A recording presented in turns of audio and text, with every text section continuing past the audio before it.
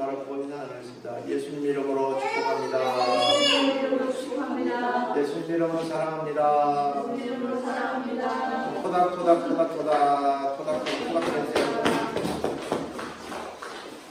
할렐루야. 우리 2020년 새해 소원을 먼저 제창해 보도록 하겠습니다. 제가 먼저 하겠습니다. 예수 온유 나의 온유, 예수 향기 나의 향기. 할렐루야. 아멘. 우리는 이렇게 예수님처럼 온유하고자 합니다. 예수님의 모습, 예수님을 닮아가자, 그리스도를 본받아, 뭐 어떻게 살자, 이런 이야기들이 굉장히 많습니다. 그리고 하나님을 믿는 사람들은 이래야 된다 저래야 된다 이야기가 굉장히 많습니다. 그런데 정작 그 예수님은 어떤 분이십니까? 라고 물어봤을 때에 그 예수님이 뚜렷하지 않아요. 천지를 지으신 하나님이요 우리의 생명의 구주가 되시고 우리를 위하여 십자가를 지시고 장황하게 설명할 수 있습니다. 그래서요 예수님이 그러하신데 그 예수님은 저와 여러분과 지금 현재 어떤 관계가 있습니까? 라고 물었을 때에 모두가 예수님이 나를 위하여 대신 죽으셨습니다. 나의 구주가 되셨습니다. 그래서 나는 이제 지옥 가지 않고 천국에 갑니다. 그냥 이렇게만 이야기하는 것이 보통 우리가 가지고 있는 예수님에 대한 생각입니다. 우리의 믿음의 고백이기도 합니다. 그런데 예수님을 믿는다면 이 그리스도인들이 1000만이 되고 2000만이 되었다 할지라도 세상은 변화가 없습니다. 그 이유가 무엇이겠습니까? 그것은 그 예수님이 나를 구원해 주신 것은 아는데 그 예수님이 어떤 모습이고 예수님을 본받아야 된다는 걸 아는데 예수님의 어떠한 모습을 본받아야 되는지 구체적으로 몰라서 그렇습니다. 예수님이 어떤 모습입니까? 우리 예수님이 우리를 위하여 십자가를 지실 때, 고난당하실 때 그 모습이 어떤 모습이겠습니까? 화내고 두려움에 떨고 욕하고 싸우고 하는 모습이었겠습니까? 그 우리 예수님의 모습은 과연 어떤 모습이었어요? 기독교인이 1000만이요 2000만이 된다 할지라도 저들의 마음속에 우리 죄를 대신 지고 십자가에 죽으신 그 예수님의 모습이 뚜렷하지 않다면 예수님을 믿는다고 말하면서도 정작 예수님의 모습이 우리들 속에는 없을 수도 있다는 것입니다. 의불에 끌어서 화내시는 예수님의 모습만 그리고 있다면 예수님을 믿는다고 하면서 그 사람은 매일같이 화를 낼 수밖에 없어요. 성전에서 상을 둘러 엎으셨다. 잘못된 것을 용납하지 않으시는 예수님, 그 예수님만 생각한다면 매일같이 앉아서 회안을 하는 일이 채찍 만드는 일입니다. 채찍. 잘못된 사람 때리요. 채찍 만드는 일. 그건 너는 왜 채찍을 만드느냐?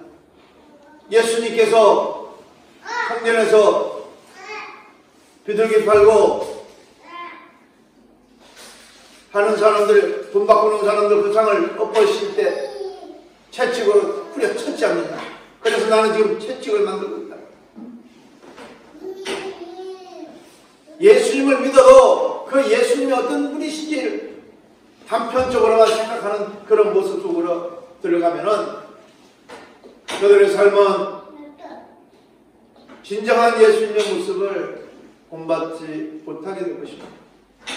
그래서 세상은 끊임없이 전쟁 속으로 몰아가고 저들은 저들의 행위에 대하여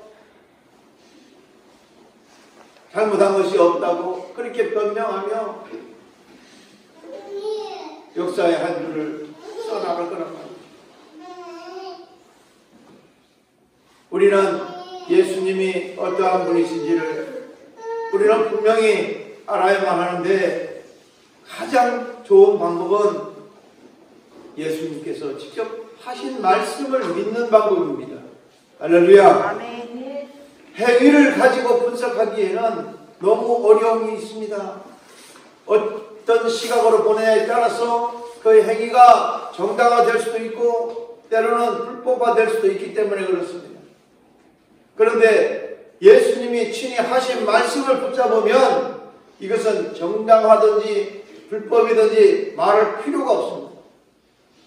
오늘도 예수님은 당신의 인격에 대하여 스스로 말씀해 주셨습니다. 나는 마음이 온유하고 겸손하다.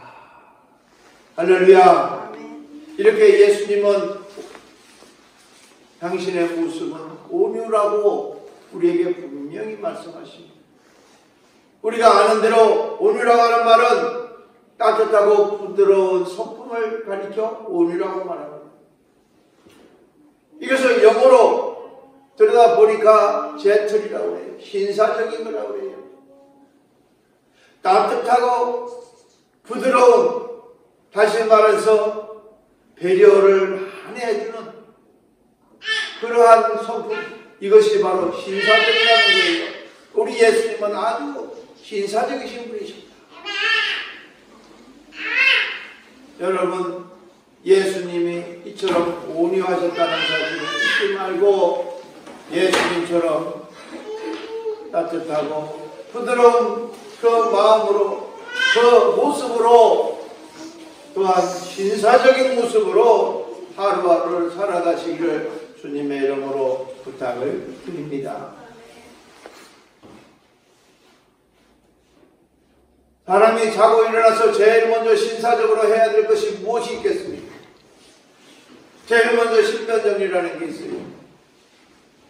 하루는 일과를 시작하면서 제일 먼저 눈을 떴을 때에 해야 될 가장 신사적인 행동, 그것은 하나님 앞에 기도하는 겁니다. 하나님, 간밤에도 저를 지켜주셔서 하나님 감사합니다. 그리고 하루를 시작하면 신변정리의 첫 번째가 기도예요. 다른 거 먼저 시작할 필요 없어요.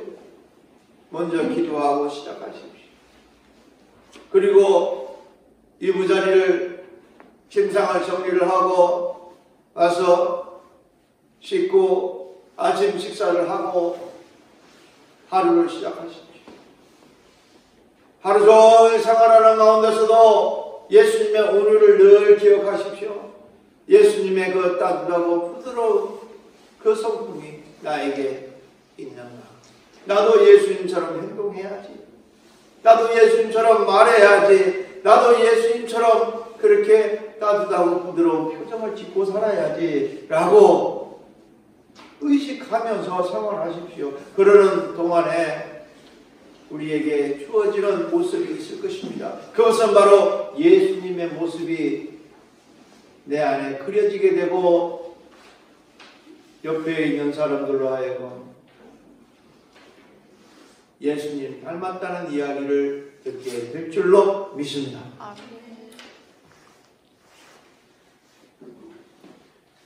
두 형제가 있었다고 합니다. 그런데 이 두 형제는 한 사람은 어른이 되어서 교도소에 갔다고 해요. 교도소에 갇혀버렸다고 해요. 그런데 또 이 동생이 되는 이 형제는 어른이 되어서 아주 훌륭한 사업가가 됐다고 해요. 한 집에서 살았는데도 이렇게 엄청난 결과가 나타났다고 합니다. 그래서 왜 이렇게 그 형제가 한 집에서 똑같이 살았는데도 이렇게 큰 차이가 났을까 하고 물어봤다는 거예요. 어째서 두 분이 형제신데 한 사람은 교도소에 가 있고 한 사람은 이렇게 훌륭한 사업가가 됐습니까? 나서 궁금해서 물어봅니다. 그 이 형제들이 똑같이 말을 했다고 해요. 뭐라고 말하냐면은 우리 집에 큰 그림이 있었습니다. 그 그림이 있는데 그 그림에 어떤 그림이 있었냐면은 항해하는 그림이 있었다고 해요. 배가 항해하는 그림. 배가 큰 파도를 맞아서 막 달려나가는 그 그림이 있었다고 해요. 두 사람이 그 그림을 보고 사는 거예요. 그랬는데 형은 그 그림을 보면서 끊임없이 폭력적인 생각만 했다는 거예요. 나는 저 배처럼 저 파도와 싸워서 다 부셔서 나는 파괴시켜버릴 것이다. 그런 생각을 자꾸 가졌다는 거예요. 그래서 자기는 그 그림을 볼 때마다 시커먼 바닷물과 싸우고 있는 그 배의 모습, 거기서 전쟁을 머릿속에 그리고 폭력을 그리고 나는 싸워야 된다. 그 생각만 했다는 거예요. 그렇게 인생을 살다 보니까 나이가 들고 어른이 되어서 자기의 모습을 돌아보니 매일같이 싸우고만 살았다는 거예요. 조금만 이라도 배려함이 없이 싸우고 그러다 보니까 결국에 사고도 치게 되고 법을 어기게 되고 다른 사람을 해치게 돼서 교도소에 갇혀서 아주 나쁜 범죄자로 인생 실패자로 그렇게 살게 됐다는 거죠. 성공한 이 동생에게 물었습니다. 어떻게 그렇게 성공을 했습니까?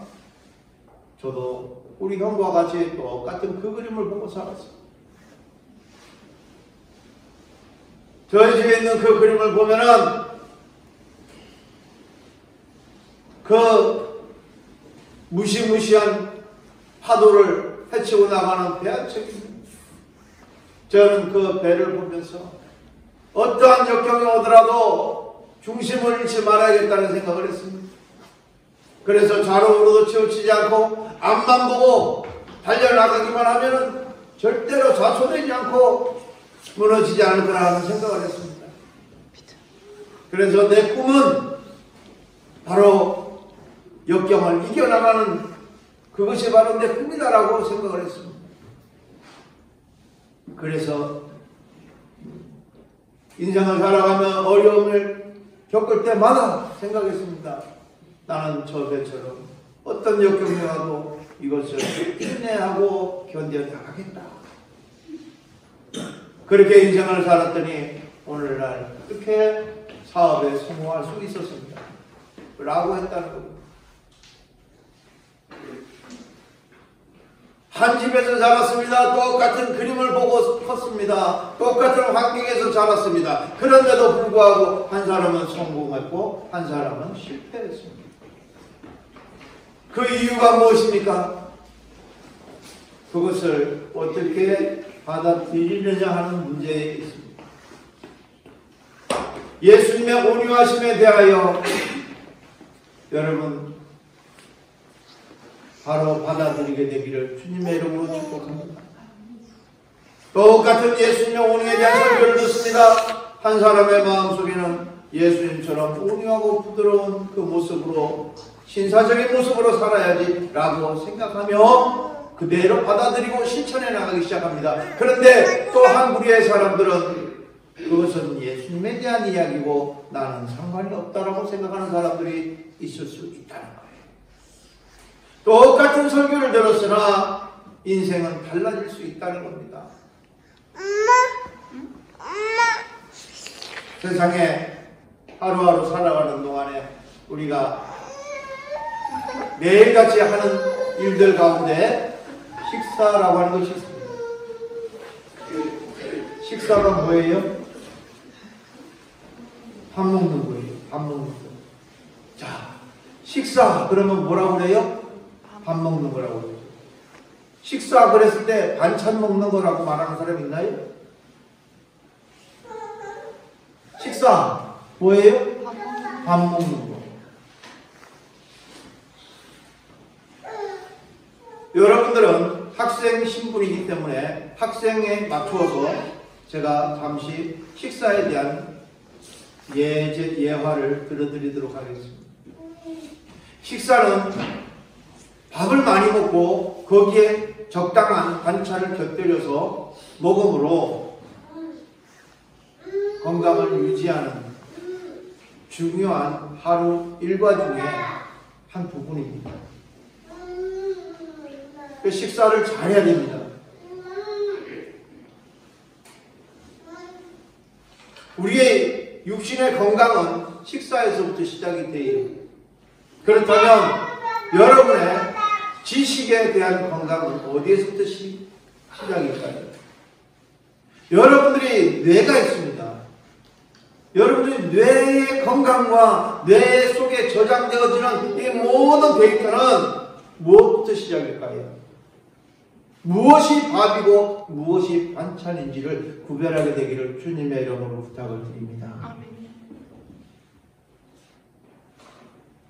여러분들이 식사를 하기 위해서 보면 밥, 국, 반찬이 이렇게 김치도 있고 깍두기도 있고 뭐 고기도 있고 쭉 펼쳐집니다. 마찬가지로 여러분들의 뇌의 지식을 저장하기 위해서 여러분들 앞에 펼쳐져 있는 것이 있습니다. 그것은 책이 있어요. 국어, 영어, 수학 이런 것들이 있어요. 이런 책들이 있어요. 그리고 옆에 보면은 핸드폰이 있어요. 그리고 TV도 있어요. 여기서 밥과 반찬을 구별하게 되기를 주님의 이름으로 축복합니다. 아멘. 무엇이 밥입니까? 여러분들이 뇌를 건강하기 위해서, 여러분의 지식을 쌓아주기 위해서 여러분들에게 주어지는 밥이 뭐예요? 그것은 책이고 학교에서 수업하는 수업 시간들이 여러분들에게 밥이에요. 밥을 먹지 않고 반찬만 먹는 사람은 그 사람은 건강이 매우 안 좋습니다. 핸드폰만 붙잡고 있고 TV만 쳐다보고 있는 사람은 밥은 안 먹고 반찬만, 자기 좋아하는 반찬만 먹는 편식하는 사람은 그 사람은 나중에 병들어서 쭈글쭈글해져가지고 나이가 20살이 돼도 7살짜리처럼 그렇게 사람이 못 써요. 아무짝에도 쓸모없는 사람이 되고 많은. 여러분은 뇌, 지식, 여러분 학생들의 삶 가운데 무엇이 밥이고 무엇이 반찬인지를 구분해서 열심히 책을 보고 지식을 쌓으시고 운동으로 육신의 건강을 챙기시고 그러한 가운데 반찬으로 핸드폰도 조금씩, 게임도 조금씩, TV도 조금씩 문화생활적으로 그렇게 곁들여서 인생을 살아가면 굉장히 건강하고 행복한 생활 될 줄로 믿습니다. 아멘. 하지 말라는 게 아니에요. 사회 문화라는 게 있습니다. 문화생활을 아무것도 하지 말라는 게 아니잖아요. 대신에 밥은 먹고 하라는 거예요. 학생들의 밥은 학습이 공부예요. 책이에요. 책을 멀리하면서 공부를 할 수 있는 것은 아무것도 없습니다. 밤에 잠이 안 오면 조용히 가서 책 보세요. 청소년기에는 육체적인 성장이 이루어지는 시기이기 때문에 자고 날 때마다 알통도 생기고 힘도 생기고 자기 모습이 거울 속에 비춰보면 자기 모습이 조금씩 달라지는 모습들을 발견하게 됩니다. 그거 쳐다보고 시간 보내지 말고 거기만 바뀌는 것이 아니고 거기 육체적인 모습만 바뀌는 것이 아니고 지금 여러분 청소년 시기에는 머릿속에 있는 뇌가 지금 진화하고 있다는 거예요. 이 뇌는 진화하는데 이 뇌에다가 집어넣을 지식을 집어넣지 않으면 그 사람은 바보가 되는 것입니다. 어리석은 자가 되는 거예요. 몸은 어른이 되어가는데 머릿속에 지식이 없어요. 그래서 아무것도 못해요. 나쁜 지식들로만 가득하게 될 수 있습니다. 그것은 핸드폰, 인터넷을 통하여 얻게 되는 정제되지, 걸러지지 않은, 정제되지 않은 나쁜 지식 여러분들에게 주어질 수 있다는 거예요. 이런 것들을 어떻게 하실 거예요? 독약을 먹고 난 다음에 처방을 하려 해도 이미 상처만 남는 거예요. 밤에 잠이 안 오면 눈이 아프도록 책을 들여다보시기를 주님의 이름으로 부탁을 드립니다. 운동하고 책 보고 그러다가 잠시 시간이 나서 TV 잠깐 보고 핸드폰 잠깐 하고 문화생활하고 영화도 잠깐 보고 밥과 반찬이 바뀌면 바지 저고리가 바뀐 것 같아요. 바지를 위에다 입고 저고리를 아래다 입으면 그 사람 꼴이 얼마나 없을까요? 학생이 공부 안 하고 인터넷이나 하고 핸드폰이나 하고 TV만 보는 것은 우스운 꼴입니다. 옆에서 웃고 있는지도 모르고 허허 자기는 좋다고 돌아다니는 것은 어리석은 거예요.